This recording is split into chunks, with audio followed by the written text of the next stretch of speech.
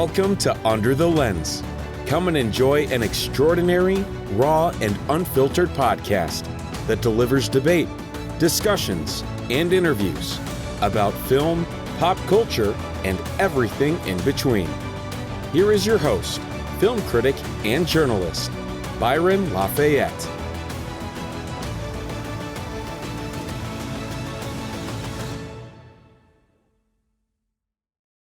Today I had the pleasure of speaking with director Polaris Castillo and producer Dan Marcus about their film El Luchador, which was chosen to be screened at the 2022 San Diego Comic Con.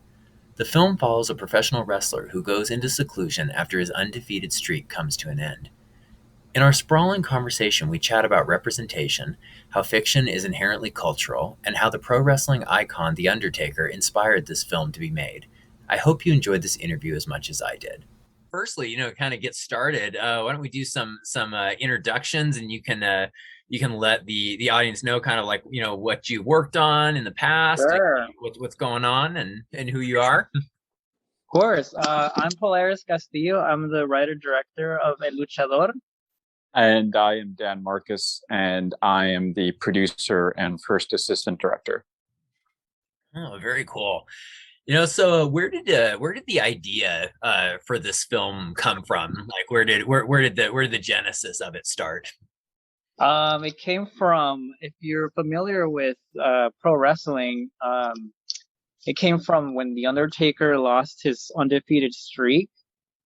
And me and my buddy who helped me co-write the script, we were sitting there watching it on pay-per-view. And then when that happened, we were completely just devastated. Because it's like watching, one of your favorite heroes, just get destroyed, right? When you watch Batman get destroyed by Bane, you feel that, and then you start hating on the other guy, like the villain or the whoever he's fighting with, and we got that same emotion, and that's when I realized, pro wrestling has the same amount of weight to storytelling as any good movie, as any good TV show, as any good story.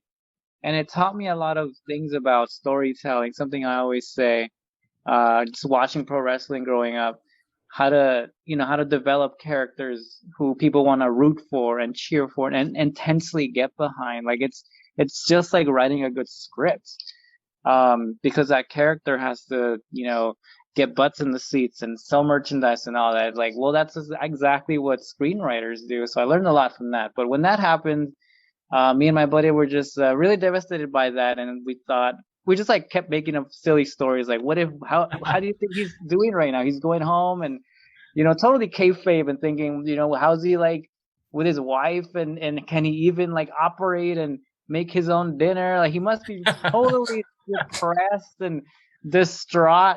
He must feel like less of a man and like his career's over. What are we gonna do about this?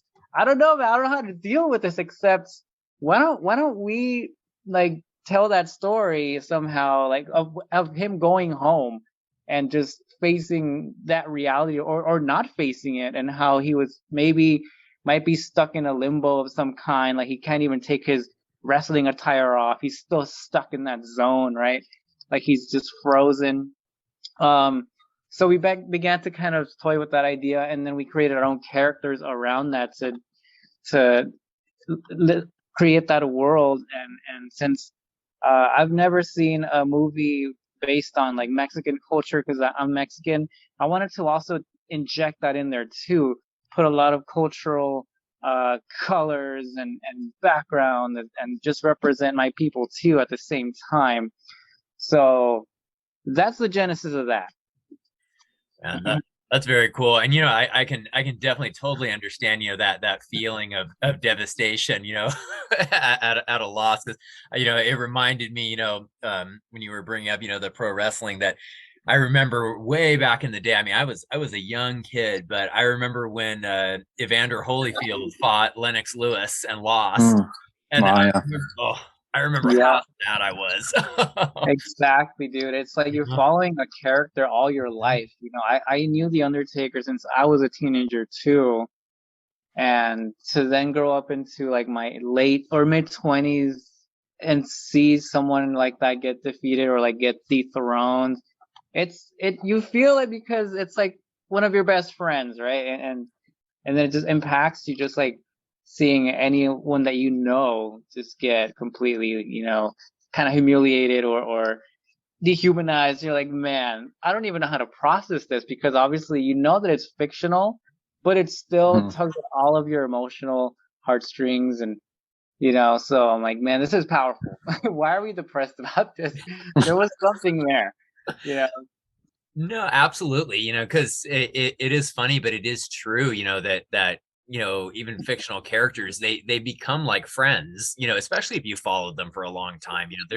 There's shows that I've watched probably NCIS, the original show, for probably like 10 or 12 years, and you feel like you get to know them, and it's like, and they are like friends to you. So I totally understand.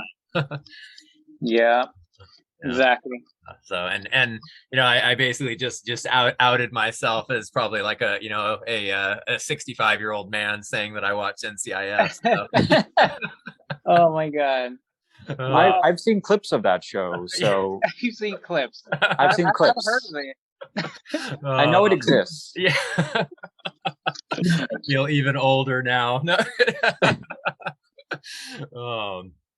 Man, so I know because Dan, I know you've worked on a bunch of films, and you've written a lot of scripts as well. What's your take on on following characters for a long period of time, and that kind of emotional connection that we get to them? That's a good question. Yeah, well, I mean, I think it's kind of the beauty of storytelling that you can, whether it's in a serialized format, like a TV show, or like wrestling. I didn't have the immense emotional attachment to wrestling or pro wrestling that Polaris had, but I watched it as a kid, and I remember watching like Hulk Hogan. And he was like, at the time when I was a kid, he was like one of my heroes. I was obsessed with Hulk Hogan. And so I also watched The Rock when he got his first start in wrestling. Yes. And I remember he did a crossover on Star Trek. And that was like one of his first big breaks into entertainment, like fictionalized entertainment. Was he made an appearance on Star Trek Voyager. And I remember going, oh my gosh, The Rock is on Star Trek. This is crazy. And so, it's to me, it's fascinating to see these kind of like larger than life characters, and to follow them and to have an emotional attachment to them, even if, let's say, as for me, for example, I wasn't super into wrestling. But when Polaris told me the story for a Luchador, I completely saw it as this redemption story, as this story of a broken down person who is just trying to regain a resemblance of who they were. And I just thought it was a universal, beautiful story. And I thought that even if, like me, as someone who's not super into wrestling, I could find an emotional conduit into relating to the story that anyone could.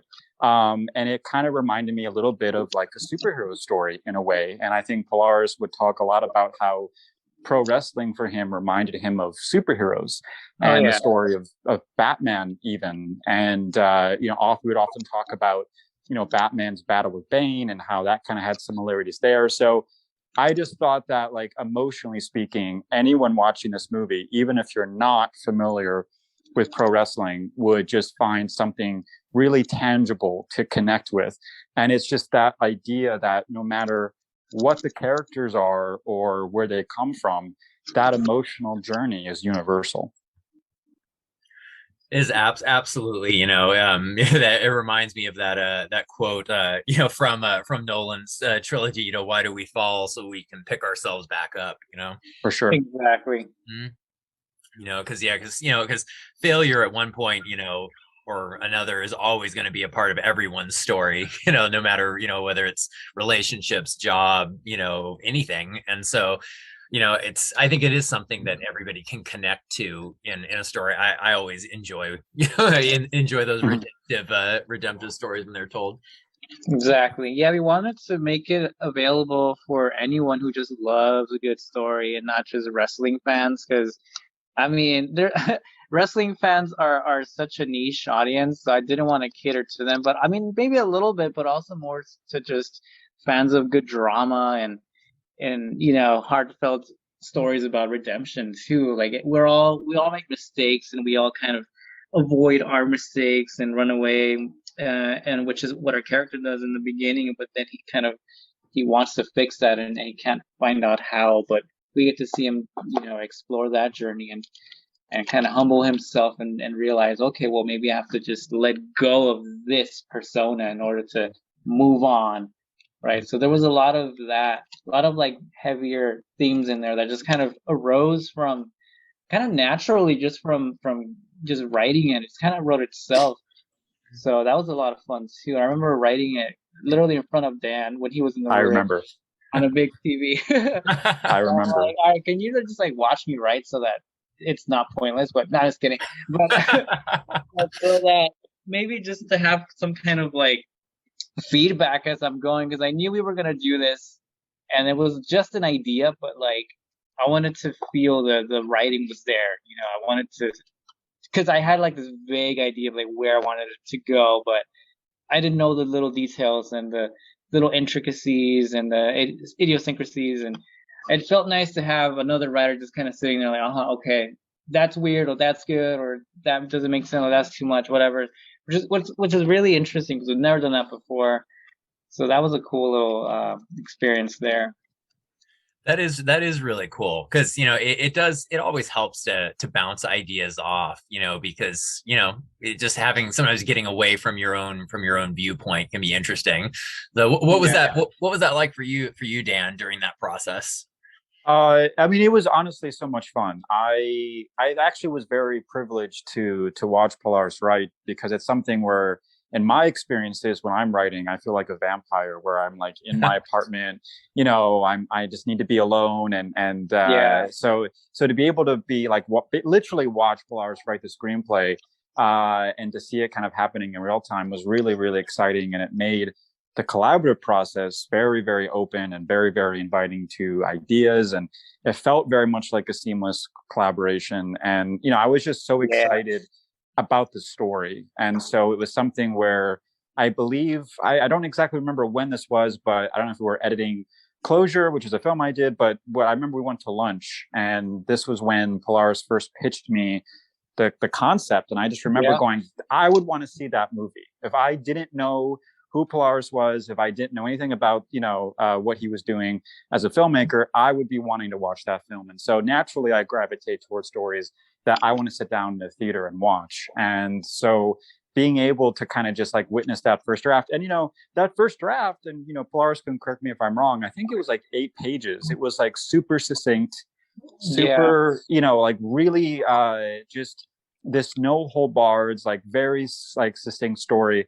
And I was kind of like very impressed by how the foundational structure of that screenplay was written in that afternoon. And like, yes, he made some slight changes, but the film that you see is the film that he wrote in that afternoon. And to me, I was like, yes, I like to make films, but I'm also foremost a cinephile. So I love watching the creative process unfold. So for me, it was a lot of fun.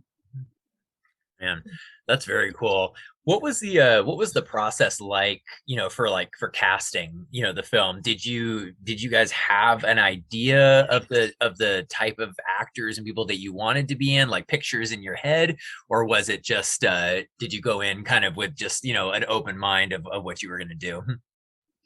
I think I had a very specific idea. I wanted to have as many community members of just like Latinx or the brown community represented as much as I can, and in the crew as well, but mostly in the cast, because I wanted it to feel authentic, like this Mexican luchador and his household is very Mexican, and the other wrestlers, which are also professional wrestlers too, all are from the community. They're from Mexico, or they have roots in the culture.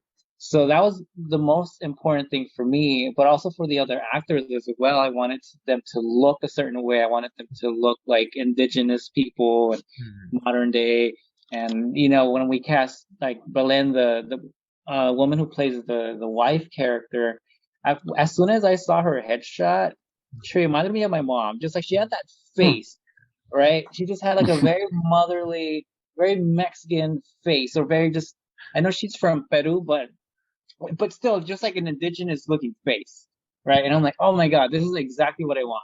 Just like this indigenous, very like native features and quality to their look, and I wanted to sound a certain way. So I was kind of picky about that too. And there was a lot of other people who we saw who, yes, they spoke Spanish and this and that, but they didn't look the same way. Like I didn't get that cozy, intimate, like motherly vibe, or like, oh, this little kid could be my little brother. I didn't get that from all of them. So I was very picky about that too. But that was a lot of fun because I felt very proud to represent, and also to just, support my community, put them on screen, and just say, hey, here we are. This is a little bit of our story here. We're going to have as many different little details from the culture in here, and dip it as much as we can in there, and represent the wrestling community as well, specifically Mexican lucha libre pro wrestling, and the very traditional custom that they all keep their mask on, they never take it off. You never find out their real names. It's very like significant to have your mask on at all times. If you ever do take it off, it means that you lost at one point and you can't put it back on. It's that important. And they all like have this very beautiful designed costumes and attire and color schemes, and so I want to represent that as well with all the wrestlers that we have. So, and then for the lead character, we created our own design too, to have like our own original character on screen, and have that also be played by someone who represents the culture as well. He knows how to speak the language, he looks a certain way, and he's all about it too. And he's all about the themes and the just all the themes that we wanted to hit home about, redemption, standing up to your bullies, fighting for what's right. I just felt that passion in him, regardless of what we were shooting to. So that was all very, very ideal. So yeah, it was very cool getting to cast everyone. That's awesome, and I think, I love, you mentioned, the representation aspect of it, because, I've been loving, over the last like few years, seeing, this kind of swell of support for representation within films. Because I think like, a lot of people don't realize, and they should realize, even looking back on like literature itself and books all throughout history, fiction is cultural representation, whether you look at the Greek myths, or you go back, to some of the myths out of India or whatever. They always are something that are talking about that specific people and that specific culture. Yeah. So I'm very happy to be seeing that, and I think that that's very cool that you brought that into this film. Yeah, thank you. Yeah. So, kind of going into like the release of this film, looking at, one, the poster is really cool. I really liked the poster a lot. Yeah. And also, I was noticing, how popular it was, how many film festivals it had been in and stuff. And, like what is that process like, of submitting a film, and kind of, having it go before people? Submitting to film festivals, not one of my favorite things to do personally. It feels a lot like applying to a job, except you have to pay for them to look at your resume.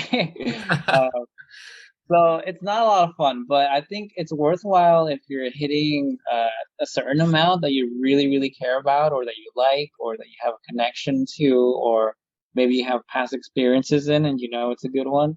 I think in that sense it's very worth it. But we actually didn't apply to too many. I think we got lucky, and all the ones that you see on the poster are probably all the ones that we applied to, or most of them anyway, and they all just happen to like it. So I think we would have had a lot more if we devoted more of the budget towards film festivals. But I don't know. I kind of got tuned out from that a while back, and I just really wanted to produce a great movie.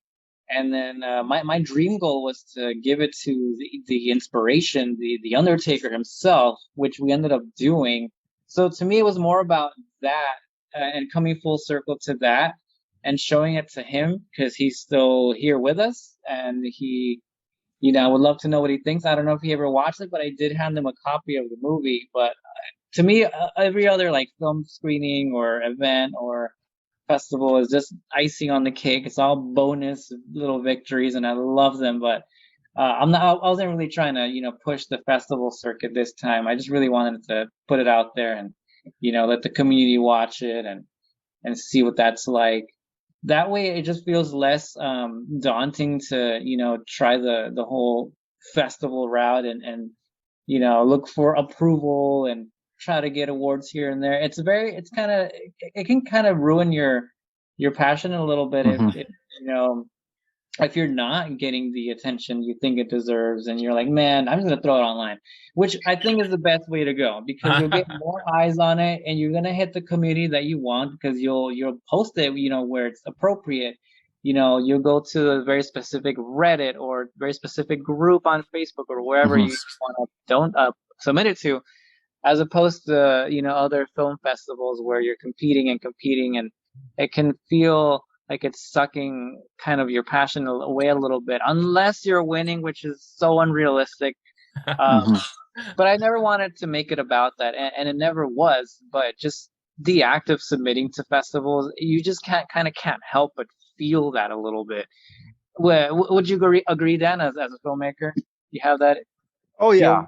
Yeah, totally. I mean, my thought process, if I'm being completely transparent, is pretty similar to Polaris's. Of all the films that I directed, that I submitted to, and I remember Polaris and I talking about the festival submission process for this movie and how many festivals he was planning on submitting it to. That we've been to film festivals together. I've been to screenings with El Luchador. I've been to screenings of my own movies.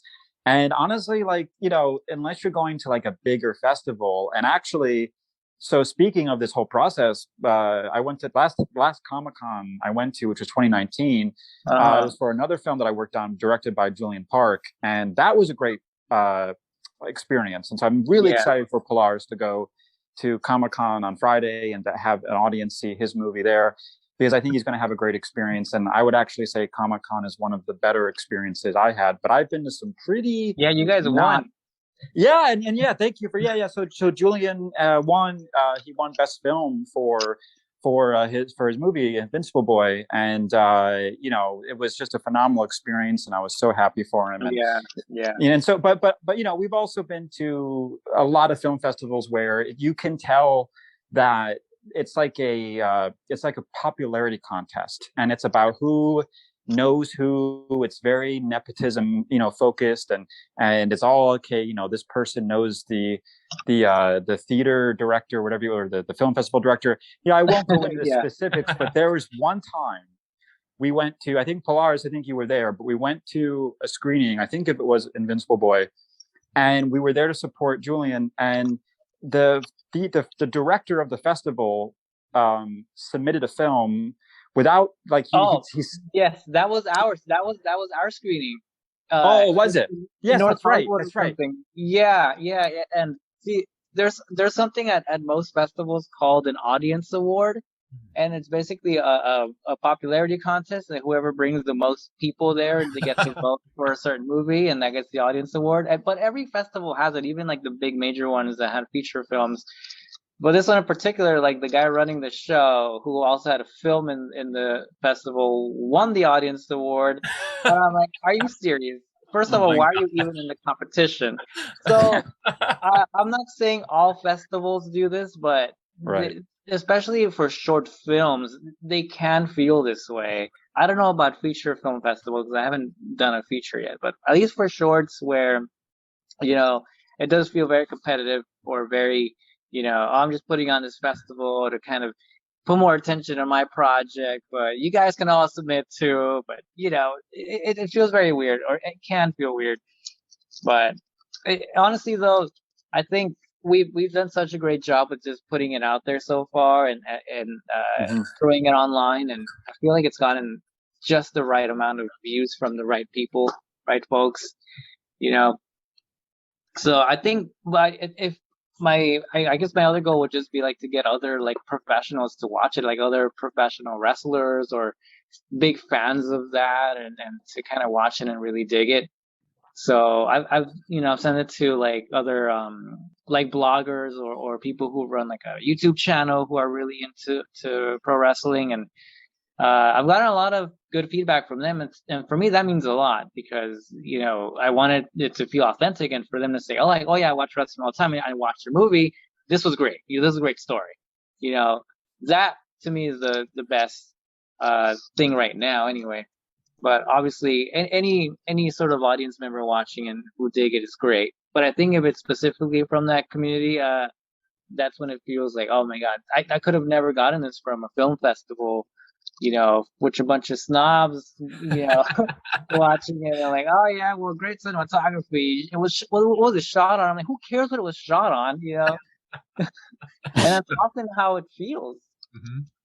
Yeah. No, that's it's very true. It's like, the story is what matters, and I can definitely in a small way, definitely understand, kind of the soul suckingness of when you're applying for stuff, because I write poetry, and it's like, it is the poetry community of submitting to publishers is one of the most nightmarish. Oh my God, yeah. That's like, for every one that I do get published, there's probably about 20 that don't, it's like, it's exactly. Sometimes it's better, like you said, just, get it out there, self-publish, whatever, let people read it. Cause that's what you want people to do anyway. So. Yeah, exactly. Yeah. So how did the process of it being at Comic Con come about? Because I know that I think I remember reading that there was a bit of a delay because of the pandemic and stuff like that. So yeah, what's the story behind that? I know we actually got approved or selected back in 2020. I believe it was 2020. Or it might have even been because our buddy Julian, his movie got in 2019, right? So yeah, it was the year 2019. after that. Yeah, so it had to be 2020. So obviously everything got shut down and kept getting delayed and delayed. So I think we're competing with people who submitted in 2020 and 2021 and 2022. So there's that. But they were very sweet, and just they kept us on, and they kept people from as long as 2 years ago on board, and like they kept their promise, and that was really cool. And they kept asking us throughout the pandemic years, do you guys want to have a virtual experience, or would you rather wait until we can open our doors? And we're all like, yeah, we're gonna wait. We want our Comic-Con experience. We want to be there. We want to have be on the panels and chit chat and all that. So I'm glad they did that. But I think we submitted there because our I didn't even know they really had a film festival until our buddy Julian submitted his short and it got in. We were like, oh, apparently Comic-Con has their own film festival, and it's free for all the filmmakers out there. But yeah, they're very I mean, I don't even know how the selection process is like, but they have really solid judges, a lot of people with amazing experience in the industry, a lot of accolades, which you can check out on the film festival page on Comic-Con's website. So it's really cool. Really excited that we have really solid judges watching our work. So definitely excited about this one. Yeah, I think it's going to be a fantastic experience. I mean, Comic-Con just as on its own is an amazing experience, and so I think definitely from the quality of this film, I think you're going to have a very positive reception to it. So that's just this is my opinion, but that's what I think. So appreciate that. Yeah. So definitely. So like, what is there like, where can people watch the film online? Like, is it available online, or do they need to purchase it somewhere? It actually is. It's on the tube. Mm-hmm. It's on Vimeo. And it's also on my website. So 3 different areas you can watch it, and just type in Luchador short film, maybe type in our names. And yeah, it's a fun, what is it, like a 7-minute short. Yeah, I think it's easily comestible, and shareable and digestible. Just the right amount of action, drama, and a little bit of emotion in there too. So yeah, definitely available online right now. You don't have to wait. You don't have to go to the festival. Although it'd be great if whoever wants to attend, definitely come by to watch it on a bigger screen. But also, it's available online for anyone to just watch and enjoy and pass it on, because that's what filmmaking should be, or that's what storytelling should be. Just all these great stories should be available for people to experience and hopefully feel inspired to, go create or be motivated or, learn a little life lesson, or just share it for you with whoever you maybe share a passion with, movies or wrestling or, with your dad, because there's a father-son dynamic in there. So, just pass it on, watch it, enjoy. Yeah, I definitely think people are going to enjoy it. I had a great time watching it, and I was so happy that I saw the announcement for it on Facebook, and I was like, man, this is really good, and I was like, man, I can't wait to talk to them, about all the inspiration and everything. Hell yeah, thank you. Mm-hmm. Yes, absolutely. Mm-hmm. Yeah. So, what other projects do you have in the pipeline? Is there anything that you guys can mention or talk about? That might be coming up. I'll let Dan go first. I know Dan's working on another short. Yeah. So I'm directing a science fiction film called Children of the Stars, which is due for release May of next year, and we're in prep on it. We're kind of deep in prep, and I spent a lot of the pandemic kind of just writing it and getting the script ready, but very excited about it. And yeah, you'll be hearing more about that very soon. Nice. I've been working on a lot of mini documentaries on different artists, again from my community, a lot of brown, indigenous, or queer artists who just have different art forms and just kind of capturing their process and putting people who are kind of under the radar or underrepresented, disenfranchised folks, and just putting a spotlight on them and capturing the magic of their work. Been having a lot of fun with that as a filmmaker, capturing something that's real, a real story, nothing fictional, taking a little break from fiction while I'm writing a feature film. So it's a good little blend of, fiction and reality filmmaking and kind of, experiencing a different way of telling stories as I'm capturing real people and their real process and going into their mind and, through the physical labor that they're showcasing. So been a lot of fun doing that. That's awesome. Yeah, because there definitely is something very special about like a good documentary. Seeing the paths that different people take and how they interact with the world can be a very powerful experience. Oh yeah, it's very inspiring. I watch a lot of I think Nike has put a lot of really good little shorts on like athletes and skateboarders and things like that, and they're really inspiring because just the way they're shot and the way you get to hear the narration from the subject while you're watching what they do, and you see them messing up or falling or getting injured, things like that, and just it's really inspiring to just go through a little journey in someone else's shoes, someone who's real, no one who's fictional, and just know that there's people out there just putting their body on the line or going through so much mental adventures, just to feel something, to express themselves. And so that's been really inspiring too, just to kind of dive into that world of, short documentary filmmaking and telling real stories.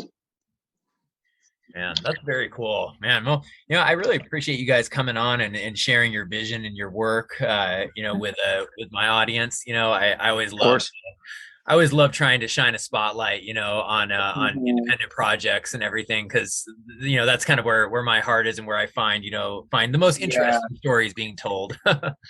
Oh yeah, we appreciate that. Yes, absolutely. Thank you. Yeah, definitely. Where can people find you on social media if they want to connect or something like that? I'm on the gram. You can find me. You can find me as Missing Cosmonaut, or just type in my name and it'll pop up. Or my website, PolarisCastillo.com. What else? What else? Those are the main ones. What about you, Dan? I'm also on the gram, as The they gram. say. Yes, on the gram. My username is Danimalish, which is kind of like the yogurt, Danimals, but with an ish. Oh yeah, the animals. Exactly. Yeah. So if you like the yogurt, then it should be easy to remember. If you didn't, then I apologize. Who doesn't and like yogurt? Yeah. What? Who doesn't like yogurt?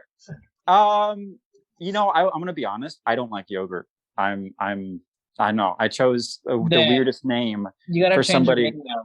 I have to. I know. It's been my username for like the last 10 years, and I just kind of stuck with it. But I actually Either don't you like yogurt. change it or you gotta love yogurt. You know what? That I Yeah, knew well, that was love my it. goal. That was my goal. Is I'm gonna have to learn to love yogurt in 2022. There you go. Yeah, that's my incentive as a human. But yeah, so yeah, I'm on Instagram, and then I have a YouTube page, Hypertensive Films, which is my film production company, and you can watch all my films and on there. And yeah, and I'm also on Twitter, but I'm not super active on Twitter, but it's the same username as Instagram. Occasionally I'll make a tweet and then regret it. Kidding. About not truly liking yogurt. Yeah, exactly. Yeah, it'll get like 2 likes, and then I'll be like, okay, well maybe that was a mistake. But yeah, that's where I am on social media. Nice. Awesome. Well, yeah, everybody definitely go and check out their work and check out their profiles. As always, you can hear more episodes of Under the Lens with Byron Lafayette. It's on all of the major platforms. And you can also find me on Letterboxd, Twitter, and Facebook under. Oh yeah, I believe we're on Letterboxd as well. If you want to know what we're watching. That's true. I am on Letterboxd under the same yogurt influenced username. Dang it, Dan. You put that everywhere. Yeah, pretty much. I really have started enjoying Letterboxd a lot. Like I had it for about 1.5 years and I didn't really do anything with it. And now that I've started logging films and everything, it's a lot of fun. It's so much fun. It's totally nerdy, but it's so fun. And it's kind of interesting kind of seeing like my, kind of what was some eclectic tastes, actually at the end of the year when the Hallmark movies came out. Man, all right. Well, thanks again, guys. I appreciate you coming on, and I wish you absolutely the best of luck with your film at thank you. And yeah, definitely. And whenever you guys have any new films or anything coming out, you always are welcome to come on the show and talk about it. Appreciate it. Thank you very much. Yeah, definitely.